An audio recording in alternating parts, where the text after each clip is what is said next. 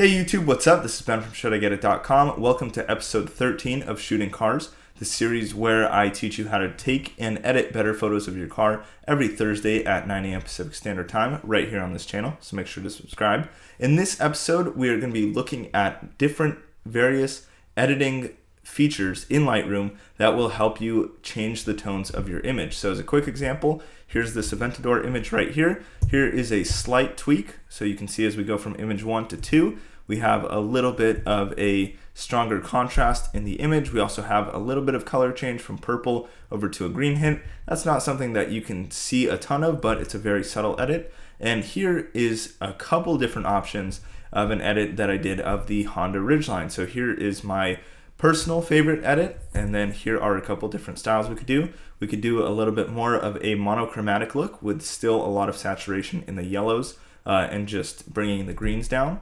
We can do a split tone effect. So here you can see it's a little bit more old-timey looking. This has a lot of yellow and blue mixed in, so you can see that. This works really well for classic cars or like an old VW bus. This would be an awesome effect for it.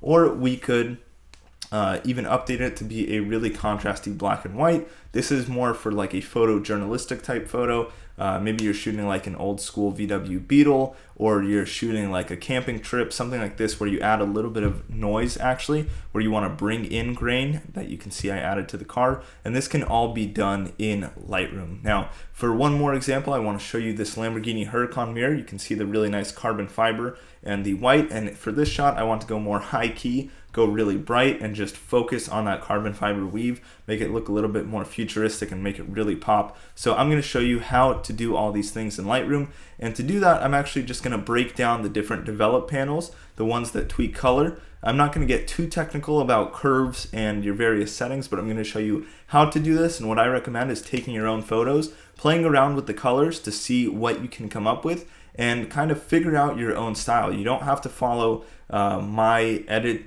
exactly to the number that I put in. Like, you don't have to be at plus 54 and minus 9 or whatever. You just need to know how to do these things, and then you pick what you want. And if you have any questions, DM me on Instagram at a car photographer. I'll be happy to help you or give you feedback or critiques. So hit me up on there whenever. So let's start with this Honda photo. What I'm going to do is create a virtual copy. And I'm going to reset everything. So this is going to reset our lens corrections and all that stuff. And I will just kind of walk you through a couple of different things that I do. So as you guys know from the other videos, I always start with lens corrections. So we're going to remove chromatic aberration. We're going to enable profile corrections. This just kind of fixes any distortion that happens from the camera and lens setup that you're using. So we'll do that. And then what I go to first is actually my basic exposure adjustments here. So, sometimes I do shoot a little bit dark. That's to get a faster shutter speed so I can get a sharper image. This was handheld, and I'm going to bring this up right about here to 0.9. That's kind of my liking right there. We can adjust the contrast. So when you're just starting off, my biggest recommendation to anybody starting in Lightroom is just play with the sliders. Go all the way left, go all the way right, then tweak around the middle and visually see what these things do, because that's probably the easiest way to learn. That's what I did. I used to go like this. I would do clarity all the way up, contrast all the way up, and then mess with the contrast, and this is what my edits would look like. And, it didn't look very good, and I don't think it looks very good, but it taught me a lot about editing, and that was the important part, because now you guys have seen my photos. They are, hopefully you will agree, a lot better than this, and that's all from learning through this method. So I'm going to boost the contrast up a little bit. Sometimes with a car that has black trim on it, especially black wheels, I'll bring the shadows up a little bit.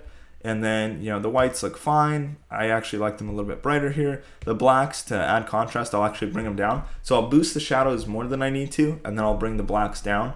And a cool way to see what you're doing is to hold Alt or Option on your Mac keyboard, and then you can see what is becoming darker and what's becoming brighter. So here, it's going to be way too dark on the blacks. And then if we want them, basically really bright, we can bring it up here. And I like it right around there. So that's kind of my first adjustment. Then clarity, I'll go to like plus 10 at the most. This one, I'll leave it probably like plus 5.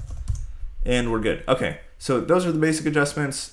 Now my exposure is looking a little bit better. I would do a graduated filter on the ground to get a little bit of a darker ground. I would do a wheels highlight radial filter. So right here, you can see, I'll just do this so you guys understand, but if you've seen older episodes, you'll know what I'm talking about. If you haven't, I recommend going through the series. But right here, I can basically brighten the wheels up individually. So I would do this wheel by wheel. And I'm sorry, my computer is being wheelie slow right now, but I'm going to turn this down, duplicate it, and then we're going to do the same thing on the front wheel. Just make this a little bit smaller. There we go. Okay, so now our exposure is looking good.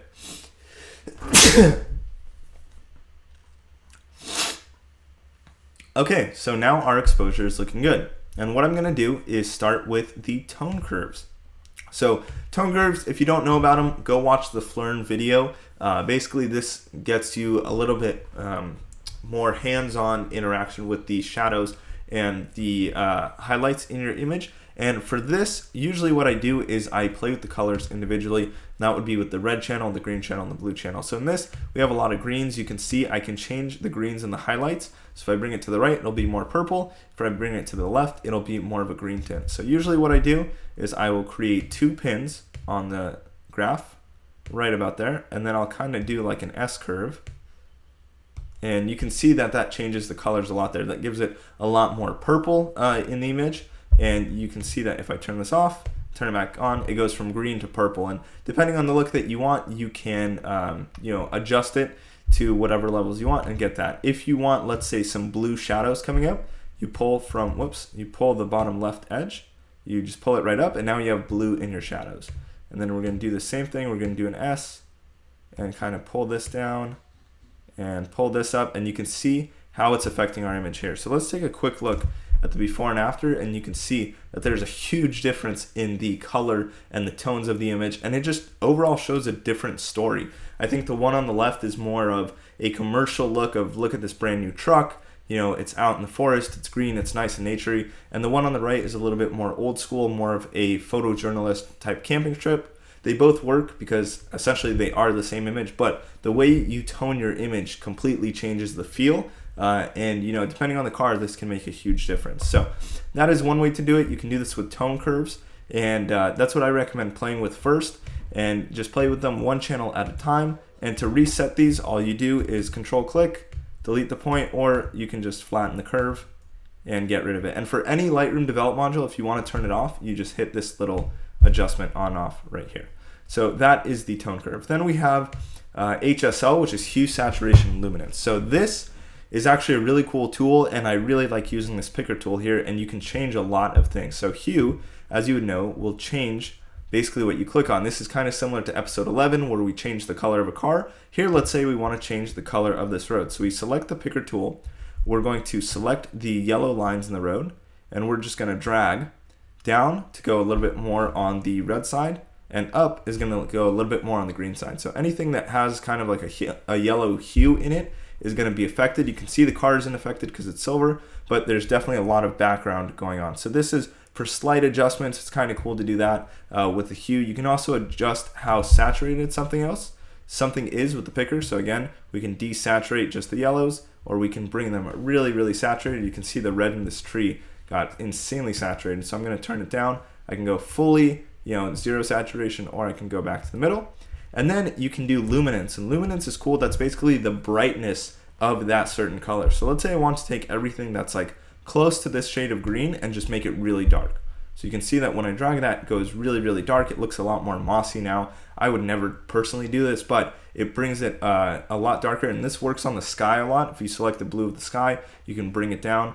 Of course, we can bring it up and make it brighter, or let's say we wanted the rear lights a little bit brighter. We can bring that up, or we can bring it down. And again, this is going to affect everything that has a red hue, but this is a really good tool to bring out a little bit of color and brighten things up or darken things. And this works awesome for landscape photos, by the way.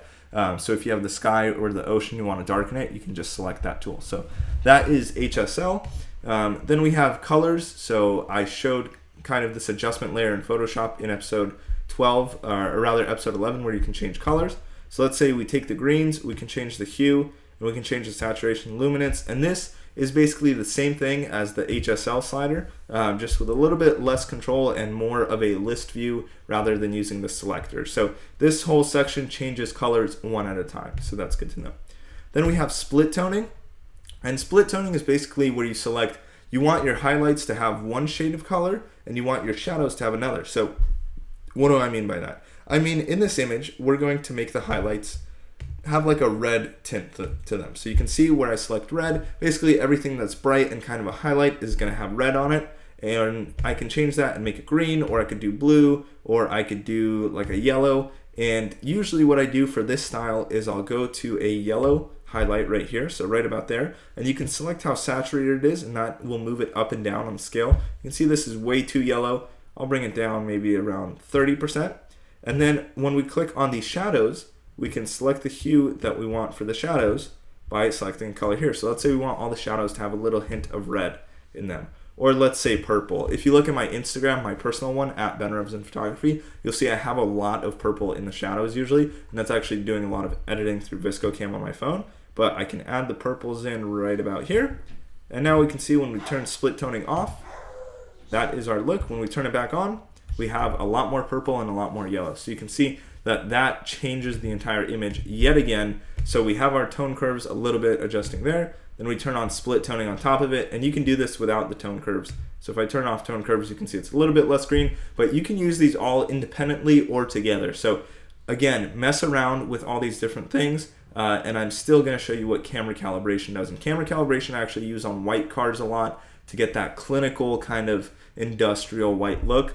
And what I do is I go down to camera calibration, and I bring the blue saturation down all the way. So anything that has blue in it, basically I desaturate it a lot so it looks kind of like off-white. I'll do the same thing in this image with the greens, so you can see this is affecting anything that has a green base, and then red primary as well. So if I turn all these down, you can see there's still color in the image. There's still like that purple and the greens and all that sort of stuff, but you can kind of adjust the reds, greens, and blues almost individually, but it affects everything. It's kind of hard to show, but let me take a look at this Huracan photo. So if I turn the blues down, you can see that it's not black and white, but the blue brightness right here is toning down. This isn't the same thing as doing color blue and desaturating it, because that'll make it black and white, right? But if I just bring down the camera calibration of the blue primary hue, there's still a little hint of it. So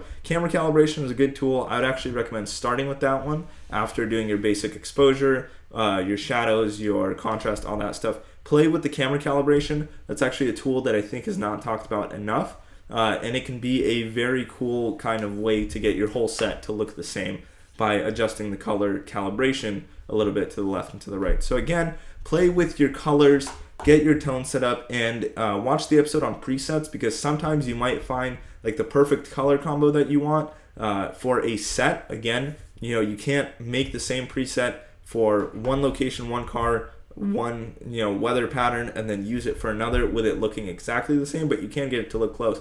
So get the colors the way you want them, make a preset, apply it to other images, and then tweak it a little bit to the left and to the right. So hopefully you learned something new from this video. I know this was kind of a combo of a lot of things, but I figure it's time to talk about tones, because now you know how to polarize the front and the side of a car. You know how to shoot a car at night. You know how to shoot, getting the right angles to block distracting elements in the background. You know how to do rolling shots. And so now it's time to kind of step your game up. And this is especially useful if you're stuck indoors or stuck in a classroom and you have a chance to edit photos.